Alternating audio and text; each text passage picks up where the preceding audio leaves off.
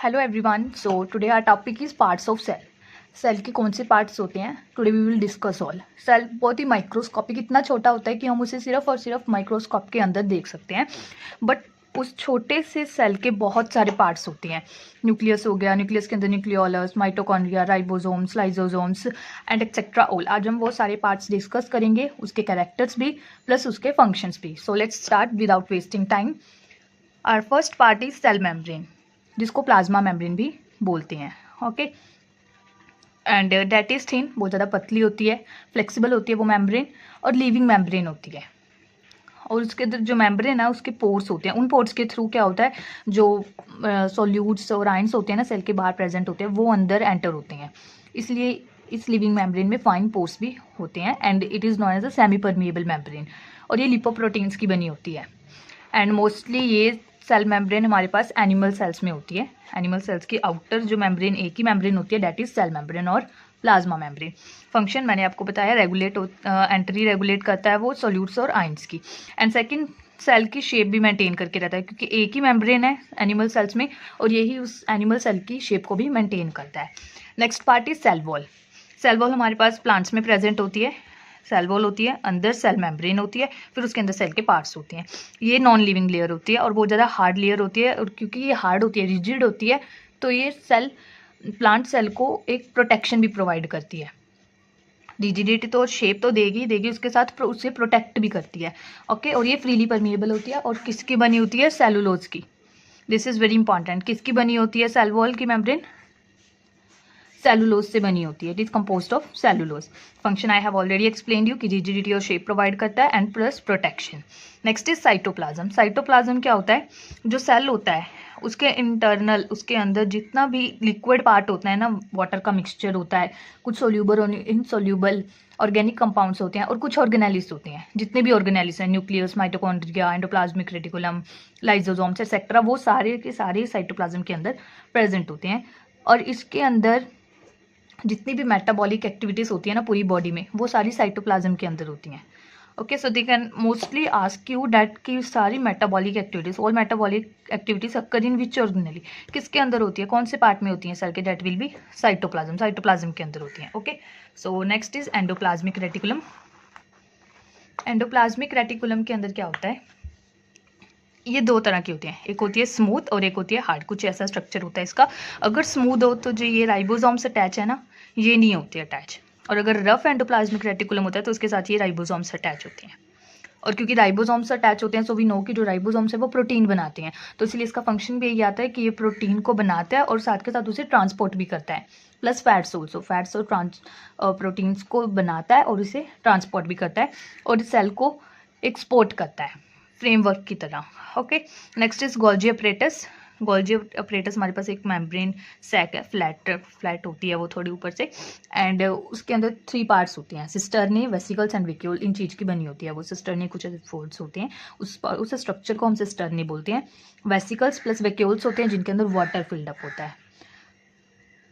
और इसका फंक्शन क्या होता है, इसके अंदर जितने भी इंजाइम्स और हार्मोन्स जो एक बॉडी बनाती है और सिक्रीट करती है, वो किसके थ्रू करती है? गोल्जी अपरेटस के।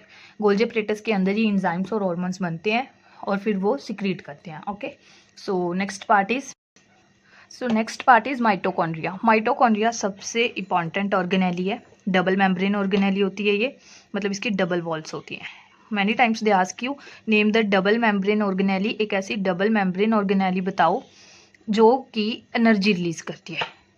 So that will be mitochondria. Mitochondria का मेन फंक्शन यही होता है कि ये एटीपी एनर्जी रिलीज करती है, एटीपी की फॉर्म है, एडिनोसिन ट्राइफॉस्फेट, इसकी फुल फॉर्म होती है एटीपी की। ये एनर्जी रिलीज करती है, और इसीलिए इस माइटोकॉन्ड्रिया को पावर हाउस ऑफ सेल भी बोला जाता है। It is also known as power house of cell. बहुत इंपॉर्टेंट है ये question, many times even in NEET में भी पूछा जाता है कि पावर हाउस ऑफ सेल क्या होता है? माइटोकॉन्ड्रिया। बच्चे यहाँ पे भी कंफ्यूज हो जाते हैं, क्योंकि वो इतना डीपली, इतना टफ टॉपिक्स पे ज़्यादा फोकस करते हैं कि जो बिल्कुल सिंपल क्वेश्चन होते हैं उनको वो भूल ही जाते हैं। सो इट्स वेरी इंपॉर्टेंट कि पावर हाउस ऑफ सेल क्या होता है? माइटोकॉन्ड्रिया। सॉसेज टाइप का होता है ये, डबल मेम्ब्रेन होती है इसकी। और if I show you its structure, इसका स्ट्रक्चर कुछ ऐसा होता है। ये डबल मेम्ब्रेन है इसकी आउटर मेम्ब्रेन, और जो इनर मेम्ब्रेन है ना, वो ऐसे फोल्ड्स की तरह होती है।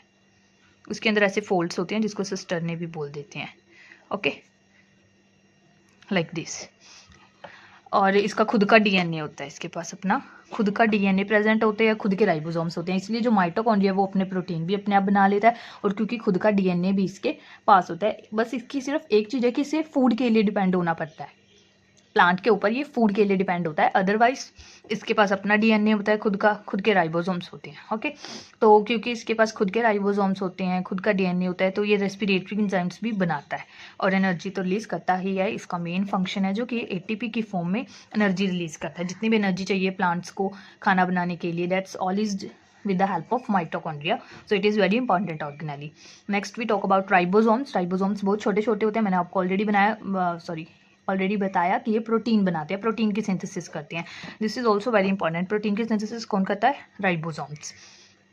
आप नेक्स्ट 11th क्लास में पढ़ोगे कि इसकी 2 यूनिट्स होती हैं, एक अपर यूनिट होती है, एक लोअर यूनिट होती है। एक बड़ी यूनिट होती है और जो नीचे वाली होती है वो छोटी होती है, मे बी इट्स बिगर।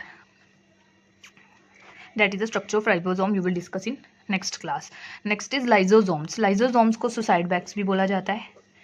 जो ये डिफरेंट से यूनिक से नेम होते हैं ना, ये बहुत ज़्यादा इंपॉर्टेंट होते हैं। Mostly they ask you this type of question only कि सुसाइड बैग्स कौन सी ऑर्गेनेली को बोला जाता है, दैट इज लाइजोसोम्स। और इनको सुसाइड बैग्स क्यों बोला जाता है कि ये क्या करते हैं, किसी फॉरेन सब्सटेंस को ना डिस्ट्रॉय कर जाते हैं। जब हमारे जो सेल होते हैं जब वो ओल्ड हो जाते हैं, फिर वो डेड हो जाते हैं ना, तो वो पूरी ऑर्गेनेली को ही डिस्ट्रॉय कर देता है, पूरी ऑर्गेनेली को ही ख़त्म कर देता है, डैमेज कर देता है, and that's why it is known as suicide bags. Okay, next its characters. ये मेम्ब्रेनियस सैक होती है, मेम्ब्रेन होती है इसकी, और इसके अंदर 40 टाइप्स ऑफ डिफरेंट एंजाइम्स पाई जाती हैं। 40 तरह के अलग अलग एंजाइम्स लाइजोसोम्स के अंदर पाए जाते हैं। Function if we talk about, I have already told you, एक तो ये डाइजेशन करता है और दूसरा क्या है कि फॉरेन जो सब्सटेंसेस होते हैं उनको डिस्ट्रॉय कर देता है। और उसी के डिस्ट्रॉय होने की वजह से अगर ऑर्गेनेली के सेल भी ओल्ड हो गए तो वो पूरी ऑर्गेनेली को डिस्ट्रॉय कर देता है। That is the reason it is known as suicide bags.